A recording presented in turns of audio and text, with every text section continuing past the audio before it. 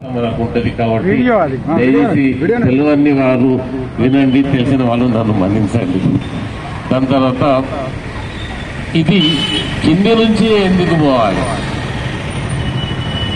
15th ఆగస్టున జెండా కింది నుంచే పైకి ఎందుకు పోవాలి, అది పైన మాత్రమే ఎందుకు ఎగిరేయబడాలి అనే దాని వివరణ ఏంటిదంటే, ఇంతకు ముందు అంటే 15th ఆగస్టు కంటే ముందు ఈ జెండా బ్రిటిష్ వారి జెండా ఉండే, అది దించడం మనది పైకి ఎగరడం, పైకి పోవడం, అట్లా దీనికి ప్రత్యేకత సంతరించింది. కాబట్టి దీన్ని ఆవిష్కరణ అన్నారు, జెండావిష్కరణ ఇది.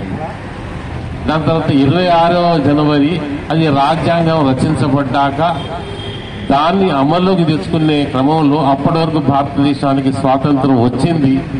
ఈ పోల్ పైన మన భారతీయ జెండా ఎగిరవేయబడ్డది కాబట్టి అక్కడికక్కడనే దాన్ని ఎగిరివేయడం జరుగుతున్నది. ఈ వ్యత్యాసాలు ఇవి మనకు తెలుసుకుంటే కొంచెం కొత్త తరానికి తెలియపరిచిన వాళ్ళు అవుతాం. దీని తర్వాత స్వాతంత్రం ఎట్లా వచ్చింది, ఎవరెవరు ఏమి